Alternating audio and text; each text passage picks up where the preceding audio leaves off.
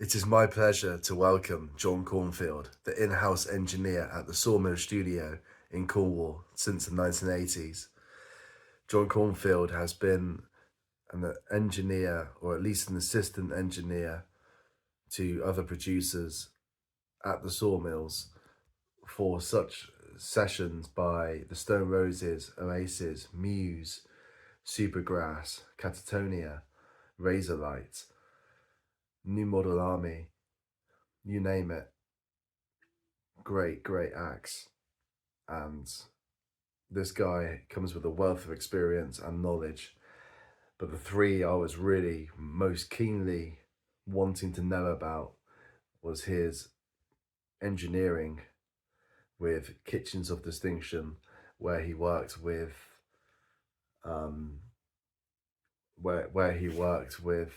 Hugh Jones on The Death of Cool.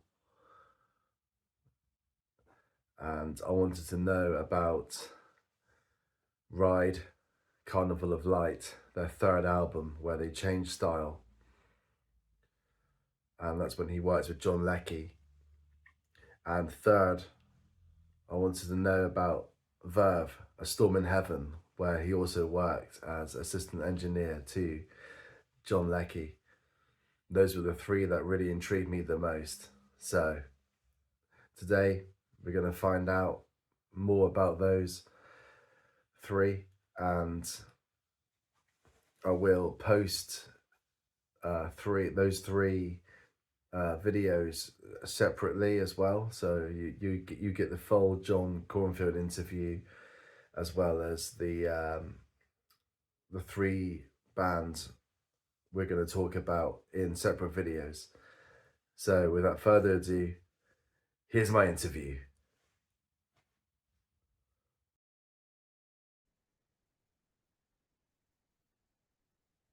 Okay, not hearing anything from you at the moment. Hi there. Sorry about that. I had a few problems there. Don't know why. You got me? Yeah, I can hear you and everything. Cool. Yeah, nice to see you, John. Really cool. Yeah, been a bit fucking manic, but there we go. Look good on the stuff on Facebook, the Ben Howard tour and stuff like that. Very good. Yeah, it's been fucking mental.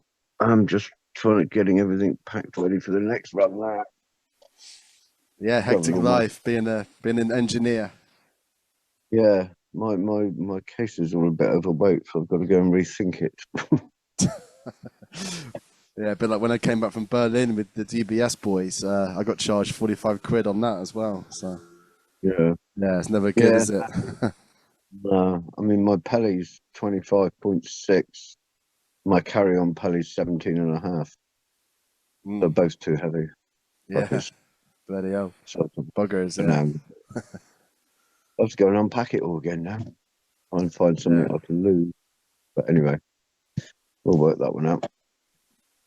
Yeah.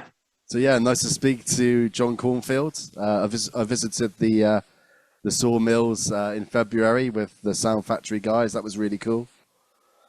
So yeah, you're a famous engineer. Infamous. Yeah. So today I'm not really planning to talk about Oasis, Muse, the Stone Roses, because you've probably heard all of that before. So I'm looking to focus more on this band here, Kitchens of Distinction. I actually got this poster from Really Good Records in Plymouth. Oh yeah. The guy tore it down. They had it on the wall and gave it to me. So. Right. How long ago was that? I can't remember. Fucking long time ago. 1992, according to Wikipedia. No, really? Yeah. Shit. So 30 years ago. Yeah, I suppose so. Wow. I'm not that old. How can it possibly be 32 years ago? Anyway, yeah, bloody hell. Yeah, so that's cool. So I'd like to maybe talk about, the sort of production techniques and stuff for that album. Was like Julian Swale's guitar work, especially. Like I love the reverb and delay that he brings on that album. So ethereal. And I'm wondering are the effects done straight direct from the pedal board, or do you add like stuff post like after, you know, like do you put compressors on it and stuff like that? Well, from memory, because of course Hugh Jones was actually producing it, so he was kind of at the helm most of the time, and I was more like sort of assistant engineer, to be quite honest. So most of that was done by Hugh. I mean, I'm sure you know of Hugh's history anyway, where what he's done before and where he's been. I And did look it up. Yeah. yeah, he's a good boy. He was missing red buses, so he had a model of a red, but no picture of a red bus on the wall in the studio because he was a Londoner through and through. Yeah. I think the majority of the sounds on the record basically came from the floor, you know, and it was a case of, you know, recording fairly live, because that was Hugh's thing as well, and of course, you know, that's my thing as well. So it was pretty much live performances and grabbing it as it was, and then obviously a few overdubs here and there. But yeah, it was pretty live sessions, so nothing too clever going on. I mean, I can't even remember if he mixed it now, to be honest. I mean, 32 years ago, Christ, man. Just got to remember Yeah, I some of it. suppose you have to jog your memory a bit, but yeah. Yeah. Iconic sound. I think it's Julian Swells uses the Elise's quadriverb on it. I think that was his signature rack effect. I do remember there being a quadriverb there. They were quite popular at the time, and still, you know, they've got their signature, haven't they? Those things. I bought one from eBay. Yeah, they're going quite cheap, aren't they? The old late 80s, early 90s of rack effects. Well, even the quadriverb. I thought the quadriverb was quite sought after, actually. These days, trying to find one that works is probably more of an issue. Yeah, but mine works fine in the other room. Yeah. Right, cool. Also got a Yamaha FX500 and a Roland GP16 unit.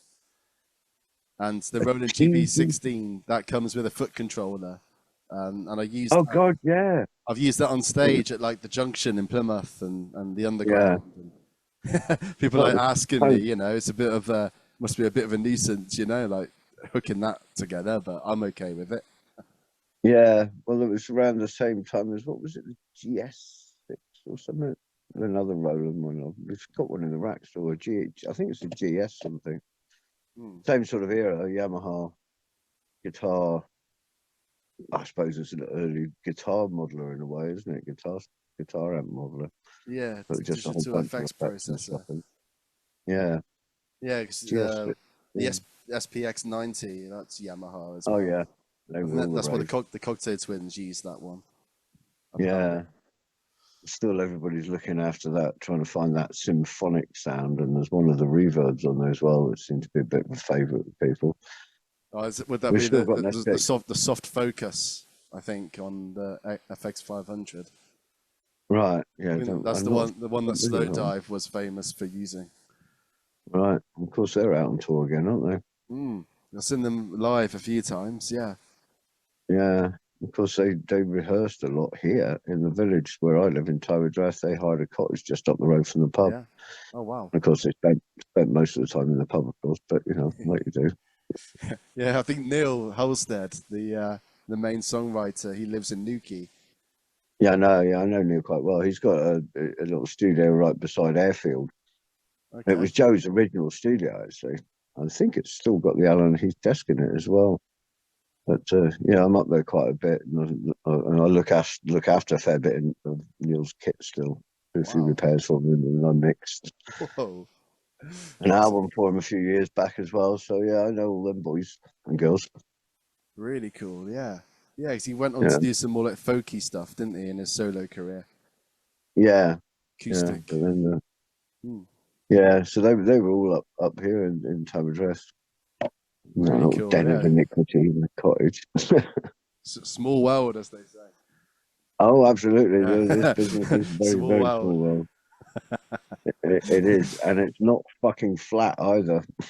No. Before we get onto that one. Oh yeah, don't bring out that old chestnut, do we? Oh God, man, still going on. Crazy. I don't think it is crazy world. Crazy thoughts. But you know, takes all sorts, doesn't it? Yeah.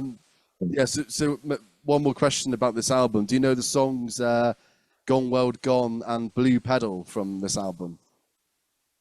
I can't recall them right now. I don't think I've listened to it since I did it. I might have listened to it a couple of times, but not for a long time. Probably from well before when you were born. Yeah, it's about like a year before. Yeah. Yeah, it's pretty busy time over the last 32 years. Done an awful lot of records. But there's a song. Sorry. Yeah. I don't know how much. I'll let you go. Yeah, so I don't know how much light I can really shed on that one because I just remember the band really. Yeah, I remember it being quite an ethereal album. I like that. Their second album's really good as well. I got that on vinyl, Strange Free World. Yeah, I might actually have a copy of that. Yeah. Yeah, I love the artwork. CD version. I always like the artwork, and from bands in that era seemed to be really incredible. Yeah, that's what, and well, because it was worth doing on vinyl, wasn't it? It's not quite so worth doing now on bloody MP3s, is it? Yeah, well, I still collect CDs and stuff. I'm still very physical media guy. Yeah. Yeah. I mean, I've got a fucking shitload of CDs and vinyl kicking around here, but I can't say I ever have time to play them at the moment. Okay, so should we talk about the Verve, A Storm in Heaven? Oh yes, I remember this one. Yeah. Yeah. Another great dreamy ambient album. Yeah, I can remember a lot more about because that wasn't so long ago, was it? Or you're going to tell me it is? 1993, the year I was born. Yeah. Jesus. Yeah. I was never 93. It's the year I was born, so I think it has some kind of connection with me, you know? Yeah. Everyone likes an album from the year they were born, you know? Like my dad and stuff, he likes George Harrison and all that. The My Sweet Lord was out the week he was born or something like that. Yeah. So what was happening in 1958?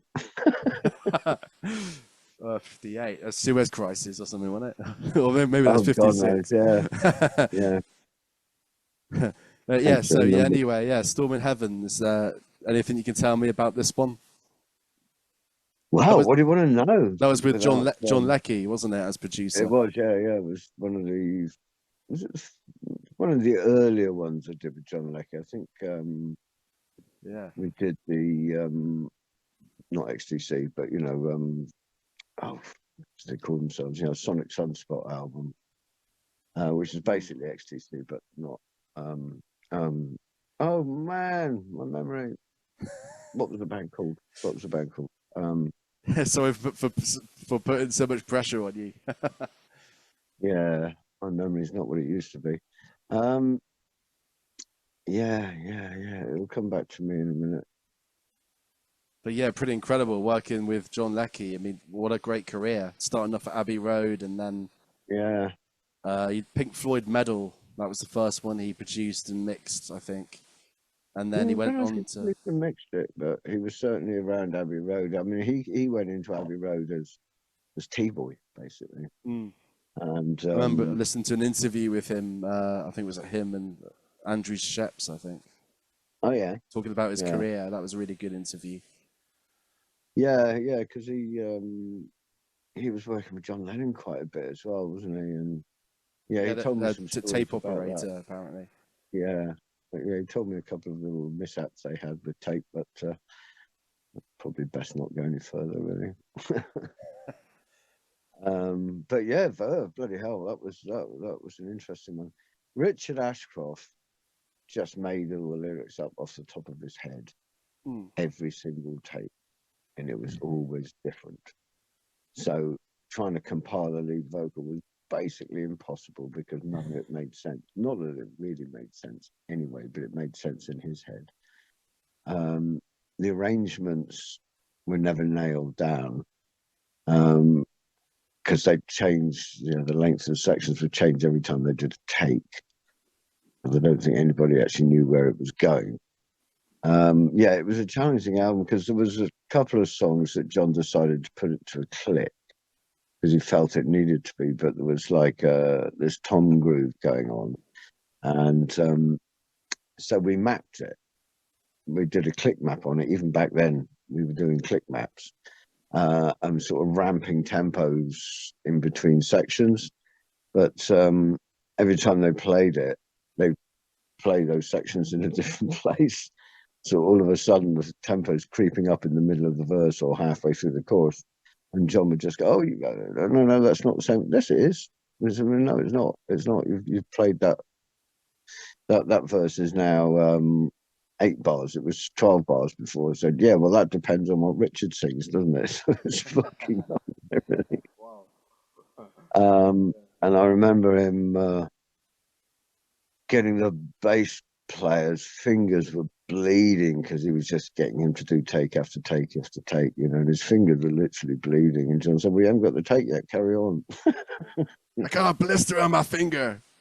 Oh man, Helter skelter kind of stuff. Yeah, they're a lovely bunch though. And the songs were, there was one where we used an outtake of one song backwards to create another song. So we turned the tape over upside down and played the drums backwards. Was it a classic John Leckie technique, isn't it? Oh yeah, so don't stop on the Stone Roses. Exactly, yeah. So you just got things going. So they basically built a song around upside down, back to front drums, which was quite an interesting thing to do. Was it on that one that he did? Oh no, we had tape loops hanging around the studio, but that was on the XTC one. God, that's really annoying me now. I've got Kitchens and Stinks shoved in my brain now, and I can't think where they were. It was their kind of their sort of piss take on psychedelia 60s songs. Come on, you must know this. I don't know. What's the track listing here? The album was. Gonna have to cheat. The album was called. No, this was the XTC thing, not that one. But yeah, that was. I think it was because sorry, Sonic Sun thought it was cool, but anyway, it'll come back to me. It was on like one of the Sound on Sound magazines I read, actually. One of the recent editions of it. Yeah. But yeah, it was all done on tape loops running. Oh yeah. Might have been in here. Yeah. Maybe not. I don't know. It's quite far away. I think I got some other copies. I think it's in another issue. I think. But yeah, carry on. Yeah. And yeah, so I mean, all sorts of techniques like that going on. A bit of creek reverb and all that sort of stuff, which is always good fun. Sticking mics outside the studio and putting a pair of speakers out there, and recording it back again with all the ambient. This is just annoying, man. Dukes of Stratosphere. Yeah, that's them. Yeah. I think it was in here. I think it's in here. Like it's quite a big cult album. That one, you should look that one up as well. I think you'd probably love that. Probably. Yeah. But yeah, so Verve, what else went on in that session? Yeah, Nick. He was quiet, Nick. Yeah, guitar player. He'd sit on the where we had the drums. He'd sit up there with a couple of guitar amps and just piles and piles and piles and piles of guitar pedals sitting in amongst sitting cross-legged with an absolute tangle of fucking cables, coming up with all these amazing sounds and atmospheres, and never really said much. He was quite chap, Nick. But I remember one time we were talking about holographic projections and stuff like that, because it was starting to become a thing even then. And I remember Nick suddenly looking really excited and, wow, he says, "You mean I could sit at home and do the fucking gigs? Wouldn't even have to leave my house?" And they were like, "Hey, fucking hell, when's that going to happen then?" Yeah, foreshadowing these days. Yeah, foreshadowing lockdown and stuff. Yeah, exactly. Yeah. Or the streams that happened during lockdown. Yeah. He was on about it back then. Yeah, holographic projections even then. Mad, isn't it? ABBA Voyage thing that they did. Yeah, well, yeah, so well they've got it a bit more down happening now, but wasn't it Feel Good Inc, that lot they did that once. They did 3 or 4 shows simultaneously around the States, all by holographic projections, all going on exactly the same time. Can imagine it, but of course ABBA are doing it now, so that's made it uncool. So Yeah, that's it. um, but yeah, I think we mixed that Verve album there as well. Yeah, wasn't it the EPs as well? Because when I visited, I think you've got that Gravity Grave EP. It was on the wall thing at the Sawmills, like the Yeah, big clean wall thing of all the album collage. I got a vague memory it was supposed to have been done in 6 weeks and ended up taking 12. We kept extending the session because we weren't quite ready. I just don't think they'd completely written the whole album. Mm. I think it was a case of a lot of it was written during the actual session, so which just can be quite interesting. Yeah, but yeah, like you were saying, incredible guitarist at Nick McCabe. Like, Yeah, I heard that he would play everything different as well. He wouldn't do the same yeah. thing twice. No, well, the whole band were like that, so everything was that way. So it was amazing. Anything got stuck to an arrangement, Yeah. which it didn't. Largely because of the lyrical thing, because until he'd finished what he was saying on that take, nobody would move on to the chorus or the bridge or whatever. They just kept playing around it. So, maybe they were vibing off the lyrics, sort of trying to convey Richard's message in by the sonics and stuff. Yeah, exactly. So yeah, it was definitely an interesting record to make that one. Brilliant, John. Yeah, nice to hear about that. Yeah, very, very good. Thank you. Right. So on to the next one, Carnival of Light by Ride. Yeah, have you got the vinyl? Not of this one. I've got Nowhere and Going Blank Again, which are my favorite. Is that CD sleeve a gatefold? Yeah, it's from. No, it's actually. Is there a picture inside there of Loz on the lawn up at the manor with a drum kit? Yeah, there. Outdoor. Is that the outdoor one? Has he got a massive pair of drumsticks there? No, there's a normal set of drumsticks, aren't there? Yeah. No, in the gatefold vinyl, there's a picture of Loz sitting there with an overgrown pair of drumsticks, like which I made out of broom handles, whittled them down with a Stanley knife. Because I remember, Loz was quite, he wasn't a heavy drummer. He was quite lightweight, tippy tappy at the time. And I just remember John saying, "Oh, and hit him a bit harder. What fucking size sticks are you using?" He was like using the little tiddly ones, And John said, "Hey, you need some bigger sticks." So I made a pair out of broom handles that literally, size of a broom handle, made them roughly in proportion, whittled them down with a Stanley knife and put knobs on the end. And if you look at the vinyl gatefold, he's sitting there on his kit with those drumsticks that I made. Just a little bit of trivia. Yeah, nice one, mate. Yeah. It's good. Yeah, that was fun. Bit of claim to fame for you. Yeah. But yeah, incredible drummer. In my book, he's probably my favourite drummer of all time. Yeah. I love his drumming on Nowhere. It's that Keith Moon style where he just lets himself go, like songs like Seagull. Yeah. Song called Seagull on that one, where he's just a thunderous rampage through the whole thing. But yeah, I think he's jazz inspired as well. He's very intricate as well with the soft rolls and stuff. Yeah, good band, because there was that whole thing between Mark and Andy Bell. Yeah, Andy, of course. Where because Andy would write some and Mark would write some, wouldn't he, Mark Rowland? And there was this weird kind of division where Andy wouldn't play on Mark's songs and Mark wouldn't play on Andy's songs. Kind of a bit of a weird thing, because that's kind of what split the band up, I think. Yeah. Yeah, because they did that Tarantula album after, and it just wasn't anything decent on there.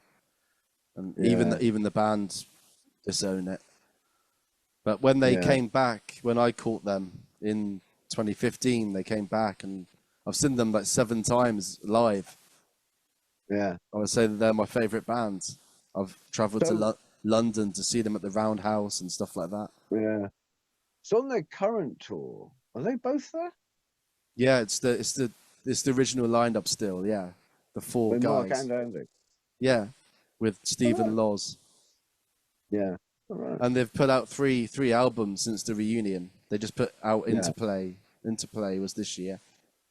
Right. And it's more like they went more into like a 80s electronic like synth pop kind of style. Like New Order meets like New Order meets what are they called? Tears for Fears or something like that maybe. Okay. That's interesting. A lot more there's a friend of synths mine going down on. at the pub's big ride fan, and he's trying to get some tickets now to go. And they're playing down this way soon, I think. Falmouth in Is it September. Falmouth, Yeah. that's it. Yeah. Falmouth Pavilion. Yes. Yeah. Been there a few times. Yeah, I don't think I'm going to be around. I think I'm going to still be out. And this tour runs on to like middle of November, so I think I'm going to be away for that one. But if not, I'll be getting down there. You got your tickets in? I got tickets, yeah. Good man. Yep. I'd go with a mate or my stepdad. I don't know. I have to see who's going with me first. But yeah, definitely want to catch them live. They're still really great live. You got Andy with his Rickenbacker. I love the Rickenbackers. That's really what made the ride sound, I think. Yeah. It was 12 string Rickenbackers, like the Birds influence. They did have a lot of guitars. I remember them turning up with a fucking flight cases full of guitars, and their new guitar tech at the time sat there and set them all up incorrectly. It was a bit of a bugger because when I started playing them, it was like, hang on, what's going on here? These guitars don't sound like they're intonated properly. Yeah, so much for being a guitar tech. Yes, well, I checked them all, and they were all way off. So I set when we were using, I set the intonation up on it, and the tech went, "Oh, is that how you do it?" And he had about 28 guitars there, so we had to set about doing them all again. I do remember that. Like, oh, yeah, it always. Yeah, it takes the Cornish to show people what to do, eh? Oh yeah. Yeah. Here, that's not how you bloody do it, pard. You're not doing like this. You're buggering it up, boys. Yeah, that ain't fucking right, pard. Yeah, maybe it's the Cornish sun or something like that. Maybe that put them out of tune. But yeah, really cool. I mean, like I said, the Rickenbackers and that, I really love that. The whole jangle that they brought, but they had some big effects as well with it as well, which was really cool. The wah pedal and stuff like that.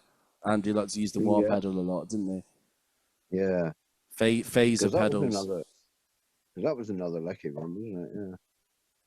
Yeah. Mm. Yeah, he spent quite a bit of time down there, John. Because he came down to the Sawmills before it was a studio. So before it was a studio, it was a hippie commune. Oh yeah.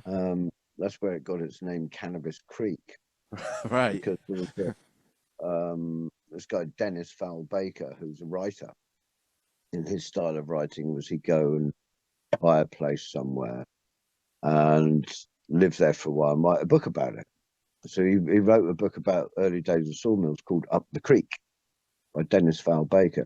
Well, his family grew up there, and Demelza, David, Stephen, all that lot, they were originally from Penzance as well. And I'd worked with them in a band called Zambula in between. But Demelza had a flat in London, St John's Woodway, somewhere, I think. And Lecky lived in the flat above her, so he got to know Demelza. And this would have been back in the 60s, late 60s, possibly early 70s. He came down on a party run to the Sawmills with Demelza, just coming down for a weekend hippie party at the Sawmills. So he spent a few weeks at the Sawmills before it was even thought it was ever going to be a studio. So when he came back there and started recording a lot, he was telling us all these stories. It's kind of bad. Again, small world, isn't it? Yeah, it certainly is. Yeah. Yeah. They all like it down in the West Country. Oh yes. Well, what's not to like, eh? Yeah. Of course, you live in fucking England, don't you, boy? Yeah, Plymouth, mate. Yeah, just across the bridge. Only a bridge between us. That's it. Yeah. but still England. Still really like the Cornish, mate. I spent my childhood down there really with the my nan and granddad had a caravan at Par Sands. All right, well that's literally just 2 Yeah. minutes away from here. Yeah, then I discovered this place only like, a few years ago or something, and it was like, oh wow, I never knew there was like this internationally renowned recording studio right next to where I used to have a holiday. Like, it's pretty cool. Man, Yeah, crazy, isn't it? crazy. But isn't there like also like Eden or something as well? There's like Eden Studios. Eden Studios. Well, it's the Eden project, the Eden. Yeah, but I read that it was like Oasis recorded a couple of tracks at the Eden or something like that. No, that's up in Wales. Oh, right, okay. Yeah, Eden Studios up in Wales. Yeah. Oh, right. I know. Yeah, you could be understood for mistaking it as being the Eden project. I mean, there are a couple of other little studios around it, but I don't think they're called Eden Studios. There's another one. There's a studio down on Parmoor, which is run by, oh man, I think memory names. I'm really fucked. You got Cube Studios. Is one of the newer ones. Yeah, no, there's this one down here who's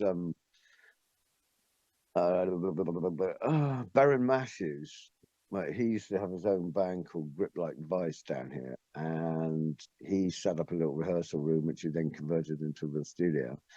And Baron's actually been out. He's been touring with what's his name, Stuart. Annie Lennox and thingy. Oh, Dave Stewart.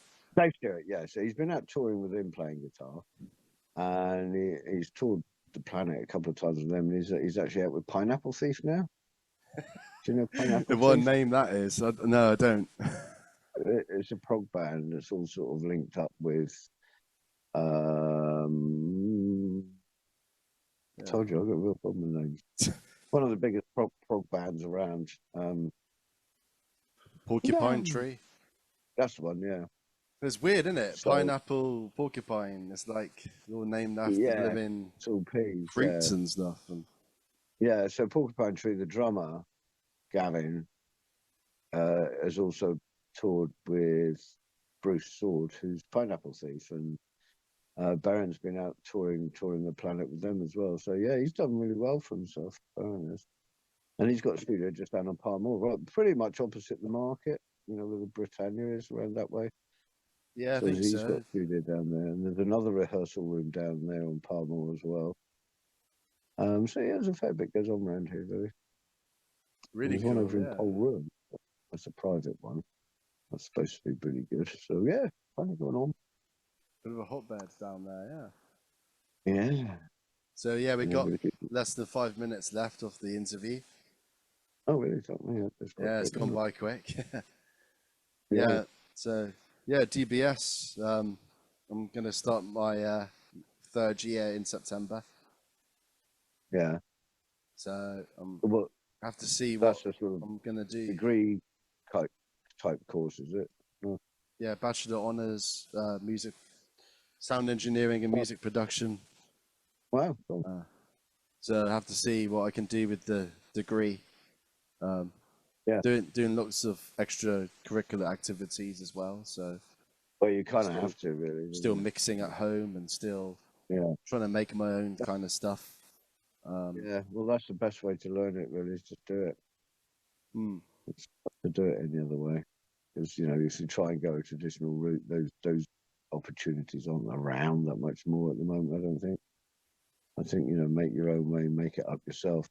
I mean, I was never really taught any of it. I just kind of worked it all out. But obviously, I learned a shitload by just being a studio engineer, studio assistant, and just working with other people. And just learn so much that way, what do they call it nowadays? Shadowing or something, don't they? I think so. Yeah, that's the kind of way to do it, I think. Because Tommy, do you know Tommy Williams? He was at DBS for a while, and he was really good, Tommy, and he was going to go back and do his last year. But I had him, his old mate, because I know his dad, and he said, any chance to get him to do a bit at the Sawmills, and he was fucking great, Tommy. So because I was away doing stuff everywhere else in every studio all over the planet.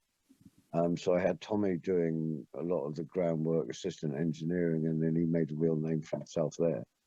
And it got time for him to go back to uni, and he was like, I said to him, well, do you really think it's worth going back? You're here doing it now. I think you'll learn a lot more. And he decided not to go back. I saw Tommy last 2 or 3 weeks ago again. So I know he lives around here, but he's in Dartington at the moment, and he's got a little studio up there. He's been touring the planet with Bonobo, doing the live sound for them. So I said to him, do you regret not going back to uni? He said, fuck no. He said, I've learned so much more just doing it. And that is the way to do it. You just got to do it. And you'll pick up form far more that way. But, it's good to get a little bit under your belt, but you never finish the course. So. Yeah. Yeah, I agree. Yeah, you can learn a lot more outside, but I still enjoy it though. It's still good to go to DBS, and Pete Day is a really good mentor. He used to work for Stockake and Waterman. He was actually doing stuff for them, chief engineer at one point. And then he did factory. Yeah, he did well. Yeah, for himself. So he's a good lecturer. You got that Matt Ward and in the electronic side of things. You get Finn had some. Yeah, I mean Geoff Oddy from Wolf Alice. He's one of the success stories that came out of the Plymouth DBS. Oh, yeah. Yeah, he's done well.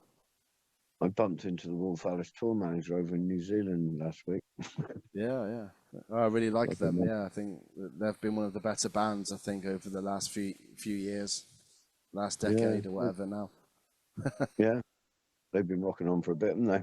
Yeah, and like Foles, all the stuff that Alan Moulder mixes he's one of my favourites. Alan Moulder. Yeah, really admire his stuff. Yeah. So what is it at Sawmills then? Is it quite? Can I get a work opportunity there or not? Well, there's not much work going on there. It would be a very sporadic one. I mean, I haven't done anything at the Sawmills. I don't think there's been a session there since we did sound practice. Yeah, fair There enough. hasn't actually been anything going on because it's holiday season now. Everything got thrown into a bit of disarray because the studio's on the market, and there was a guy who was going to buy it, but it's good that it's still going. Yeah. Unfortunately, that's all we had time for. My Zoom limit ran out, but I was about to wrap it up anyway. So I really hope you guys enjoyed that.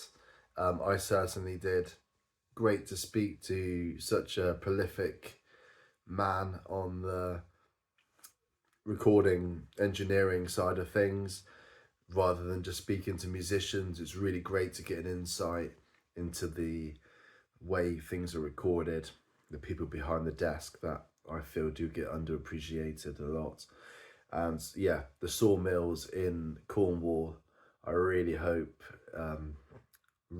you guys can continue, and please never sell. So please never sell up and convert to something else, please. Fingers crossed Sawmills will keep on going. And thanks again, John Cornfield, you absolute legend.